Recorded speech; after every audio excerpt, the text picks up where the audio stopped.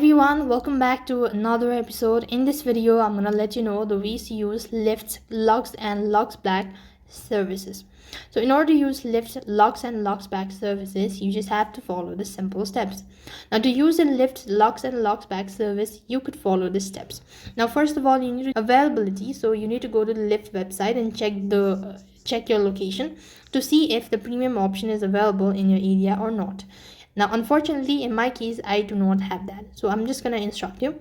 So first of all, you need to meet the driver's requirement. That is, you need to have a rating of at least 4.85 after completing 50 rides.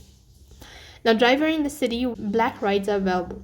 Now, meet Lyft standard driver requirement for their reason. And in some cities, meet evaluated document requirements. And likewise, you need to comply with the city and state requirement. You need to meet the minimum vehicle age requirement for the ride option. Meet other factors like driver's rating and the number of rider completed. So this way you'll be able to use your Lyft Lux and Lux Black services.